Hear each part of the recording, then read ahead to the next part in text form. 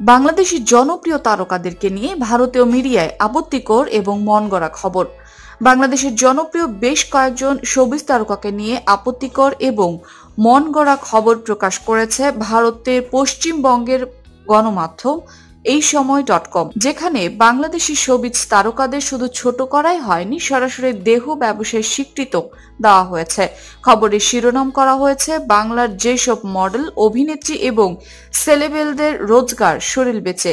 এমন একটি আপত্তিকর খবরে নাম রয়েছে তিন্নি, চৈতি, মিলা, নোভা, প্রভা, ইভা রহমান, মেহজাবিন, বিদ্যা সিনহা, মিম, শখ, সারিকা, বিন্দু, পশির মতো প্রতিষ্ঠিত শোবিজ তারকাদের।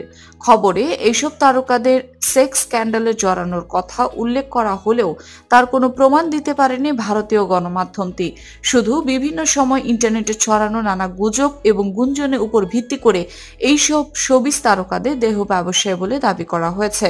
প্রতিবেদনে আরও দাবি করা হয়েছে, সেক্স স্ক্যান্ডালের শিকার হয়ে এসব তারকা অনেকেই কেরিয়ার থেকে ছিটকে পড়েছেন, যার আদৌ কোনো ভিত্তি নেই। লাক্স তারকা বিন্দু, অভিনেত্রী তিন্নি, মডেল চৈতি ব্যতীত বাকি সবাই এখন সগৌরবে শোবিজে কাজ করে যাচ্ছে। আবার খবরের শিরোনামের সঙ্গে ভেতরের সংবাদে কোনো মিল নেই। প্রায় প্রতিটি গল্পের শেষে বলা হয়েছে সত্যতা আদৌ মেলেনি। একই সঙ্গে প্রকাশিত ভিডিওতে উল্লেখিত যেসব নারীর ছবি দেখা গেছে, বাস্তবে সেই সব শোবিজ তারকার সঙ্গে মিল নেই বলে উল্লেখ করা হয়েছে। তারপরও কুৎসিত একটা হেডিং দিয়ে 12 জন শোবিজ তারকার নাম ঢুকিয়ে দেওয়া হয়েছে কেন, যে সংবাদের তীব্র নিন্দা জানিয়েছে বাংলাদেশ শোবিজ অঙ্গনের সংশ্লিষ্টরা। অবশ্য উল্লেখিত শোবিজ তারকাদের মধ্যে দাম্পত্যের নেতিবাচক আক্রমণের শিকার হওয়া প্রভার বিষয়টি একটু আলাদা।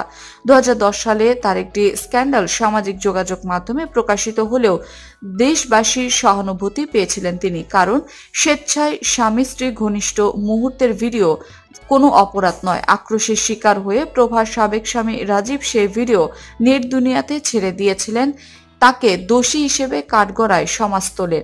সেই ভিডিওর প্রভাবে সাময়িকভাবে হতাশাগ্রস্ত হয়ে পড়লেও খুব দ্রুতই তিনি নিজেকে ফিরিয়ে আনেন শোবিজে এবং বর্তমানে ইন্ডাস্ট্রিতে ব্যস্ত একজন শিল্পী হিসেবে রয়েছেন প্রভা।